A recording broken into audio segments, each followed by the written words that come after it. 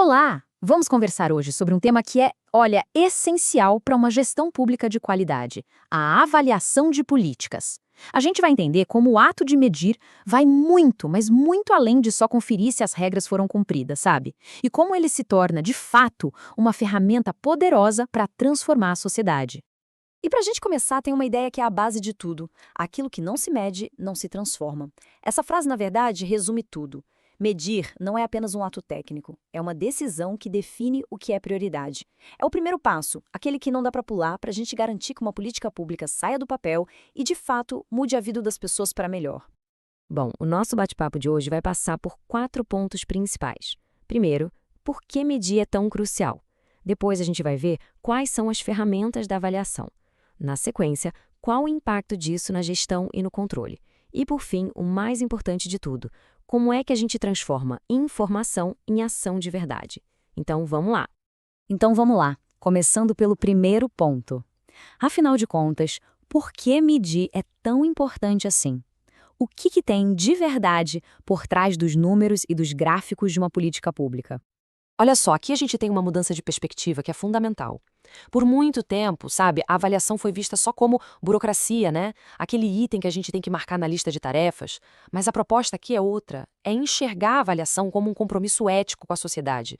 É o jeito principal de garantir que os direitos que estão lá, prometidos, se tornem realidade na vida das pessoas.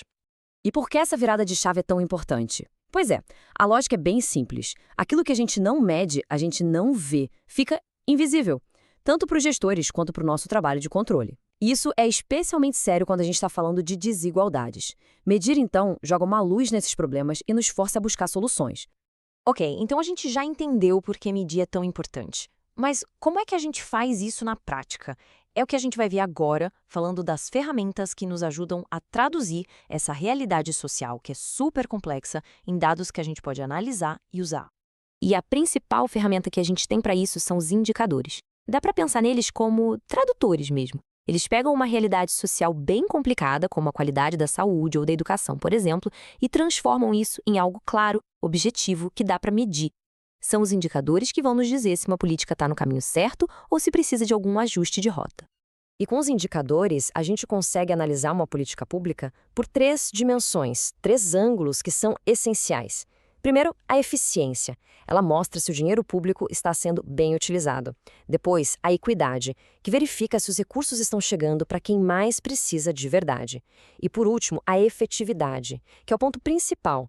Ela mede se a política está, de fato, gerando um impacto positivo e sustentável na sociedade. E olha, isso não é só teoria não, já acontece na prática. Modelos como o Índice de Efetividade da Gestão Municipal, por exemplo, são um avanço e tanto nisso. Eles usam justamente essa análise integrada para criar um panorama completo do desempenho dos municípios, o que acaba estimulando uma gestão mais transparente e focada em resultados reais. Bom, agora vamos começar a juntar as peças do quebra-cabeça. Nessa terceira parte, a gente vai ver como a medição e os indicadores impactam diretamente a gestão e também o nosso trabalho de controle, fortalecendo todo o ciclo da governança pública. É o que a gente chama de ciclo virtuoso da gestão pública. E aqui tem um ponto super importante. A avaliação não é o fim da linha, muito pelo contrário. Ela é o combustível que alimenta o início de um novo ciclo. As informações que a gente tira da avaliação ajudam a planejar melhor, o que leva a uma execução mais precisa que, por sua vez, vai gerar uma nova avaliação. É um processo contínuo de aprendizado e de melhoria. E tudo isso tem uma aplicação muito prática no nosso dia a dia, no trabalho de fiscalização do controle externo. Com indicadores e evidências, os relatórios de fiscalização ganham muito mais peso, ficam mais robustos. A gente consegue mapear com precisão onde estão as maiores vulnerabilidades sociais e territoriais. Fica mais fácil identificar os gargalos na execução das políticas e, o mais importante, a gente pode propor correções de rota com base em análises objetivas, em dados. Tudo isso fortalece uma cultura de transparência e de cobrança por resultados. E com isso, a gente chega na nossa parte final, que talvez seja a mais importante de todas: transformar toda essa informação em ação. Porque, no final das contas, o objetivo de todo esse nosso trabalho é um só: ajudar a melhorar de verdade a vida das pessoas.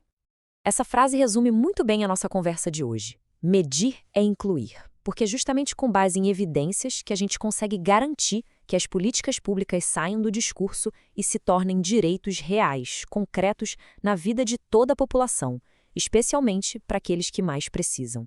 Então, fica aqui uma reflexão final para todos nós. Como é que a gente pode, no nosso trabalho diário de controle, transformar cada análise, cada relatório, em uma ferramenta real para construir um futuro, não apenas com uma gestão correta, mas com uma gestão que seja verdadeiramente mais justa e eficaz para todos.